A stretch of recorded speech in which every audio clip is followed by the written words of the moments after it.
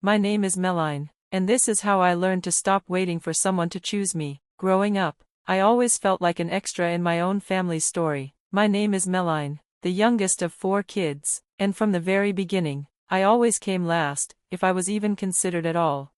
My sister Amy is 5 years older, and my brothers Jake and Tyler are 7 and 8 years older than me. By the time I came along, it felt like the best parts of parenting had already been used up. I wore Amy's old clothes, but those weren't even new when she had them. They came from our cousin first, so by the time they reached me, they were faded, stretched out, and often had little holes in them. If something ripped, my mom would just say, "Make it work a little longer, Meline."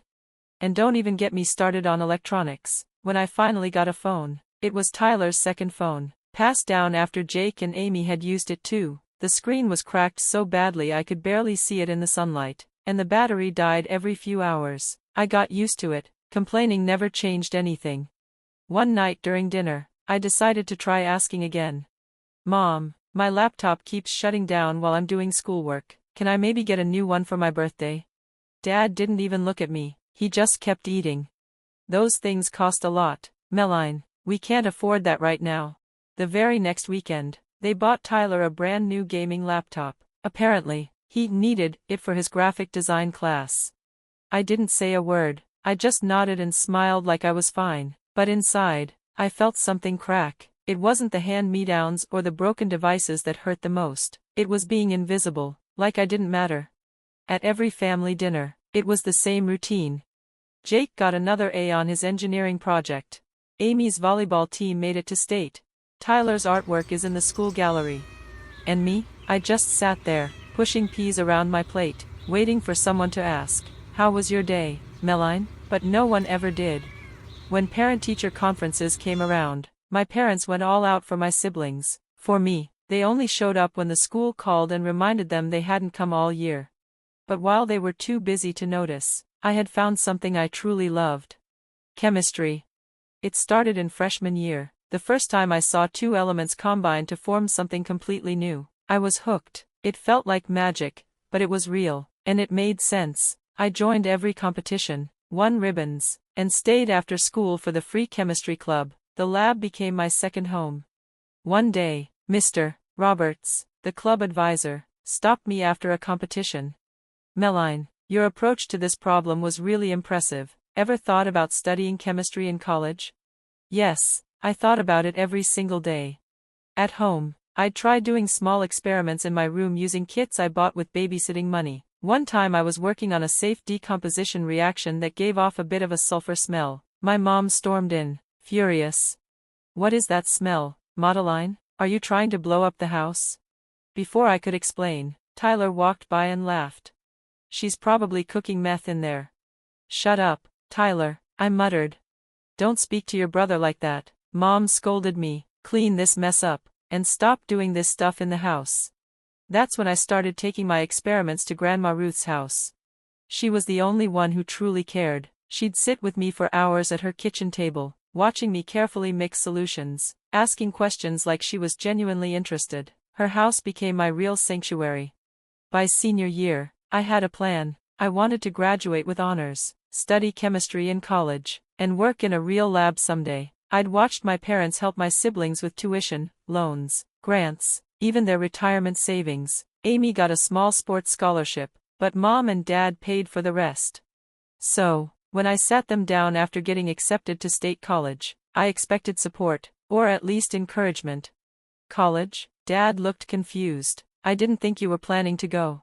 My heart dropped. Why wouldn't I go to college? Mom gave a shrug. "You never really said much about it. We figured you'd get a job after graduation." I couldn't believe it. I've been talking about becoming a chemist since freshman year. I've won state competitions. I've spent every weekend doing experiments. How do you not know this? They exchanged a look I'll never forget. It was like I was a stranger. "Chemistry?" Mom asked, eyebrows raised. "Do you even understand how hard that is?" I felt like I'd been punched in the chest. Then Dad added, "We've already spent a lot on your brothers and sister. College is expensive. We just don't have anything left for you." I sat in silence for a moment. "Don't have anything left for you." That sentence echoed in my head, over and over, 6 little words that told me everything I already knew. I was an afterthought. I stood up from the table. Fine, I'll figure it out myself. And I did. I got a partial scholarship based on my grades. It wasn't enough, but it was a start. The next day, I applied for a job at a local cafe. The day after that, I asked Grandma if I could move in with her after graduation. She didn't hesitate. Of course, Maddie, you're always welcome here. I moved in with just a few boxes. The cafe job paid minimum wage, but I worked as many hours as I could. Every dollar went to my college fund. Grandma never complained. Even when I took over her dining table with books and lab notes, she brought me tea, left encouraging notes, and always made sure I had dinner, even when I got home late. When college started, I realized just how hard this would be. While other students went to welcome parties and decorated dorm rooms, I was calculating how to pay for next semester's books.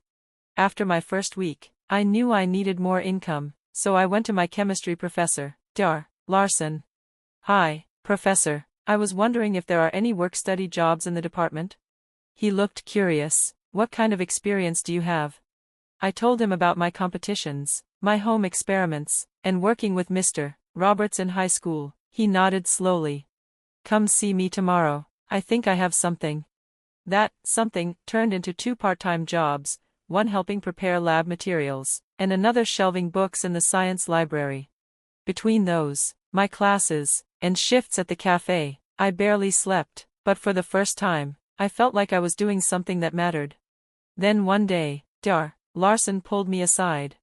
"There's a research conference next semester. I think you should present something." My stomach flipped. "What kind of project?" "Something original, something that matters to you."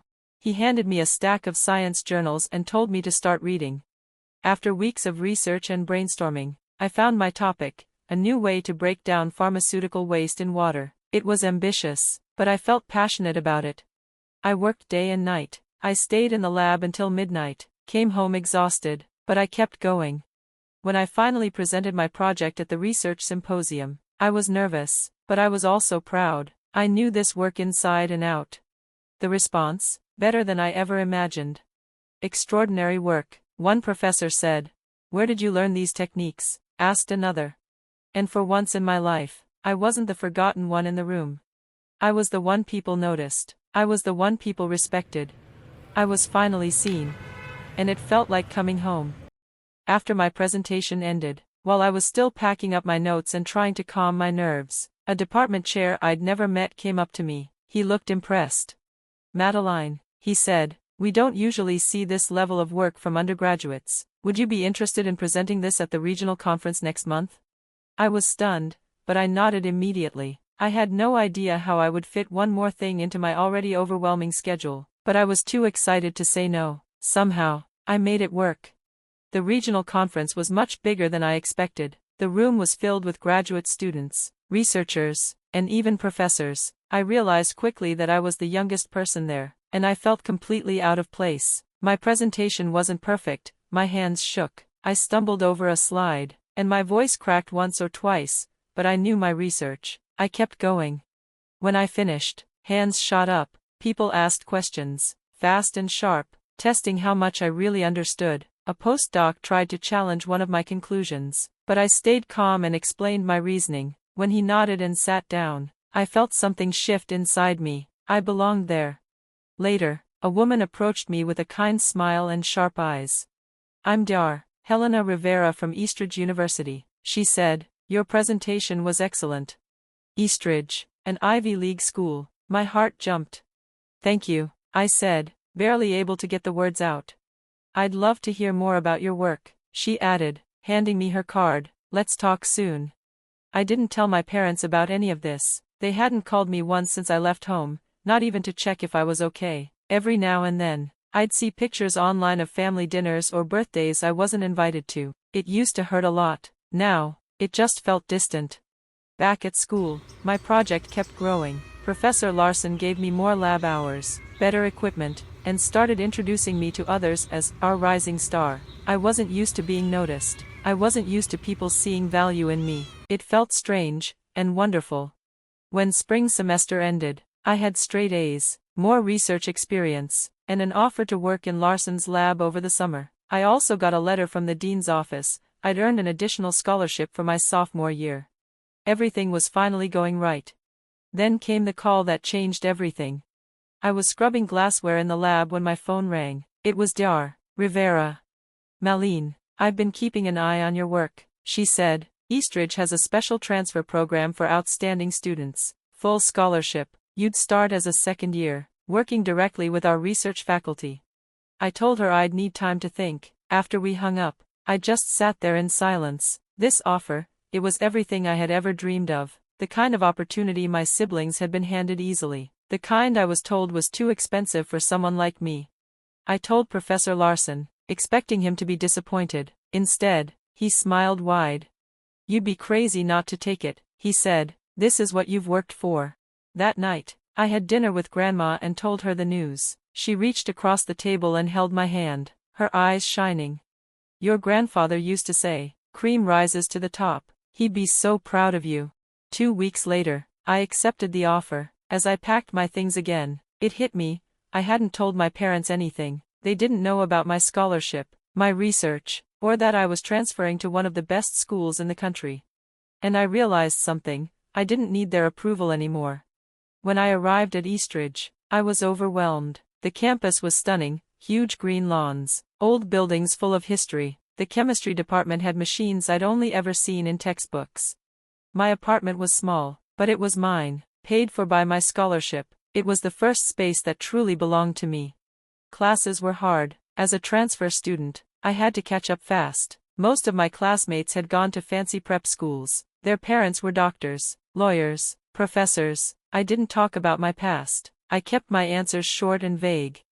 The best part of Eastridge was working with Professor Nathan Harris, a world-famous chemist who had been nominated for the Nobel Prize twice. The first time I met him, I was terrified. "You must be Meline," he said, eyes still on his microscope. "Helena says you're the real deal. Show me." He was intense. He pushed me harder than anyone had before. He questioned everything, challenged all my assumptions, and made me redo experiments again and again. But under his guidance, my project grew into something real, something new. By my third year, I had co-authored 2 academic papers. I presented at major conferences, including one in Berlin. Every time I stepped on stage, I felt further away from the girl I used to be. I still called Grandma Ruth every week. I flew her out to visit me twice a year. She had a picture of me in my lab coat sitting on her mantel. I made her promise not to share anything with my parents. Then one day, I got an email from the university's media office. A science reporter from National Public Television wanted to interview me. They had read my paper and wanted to feature my work in a show about young scientists. My first reaction was to say no. I'd worked so hard to stay invisible, but Professor Harris encouraged me.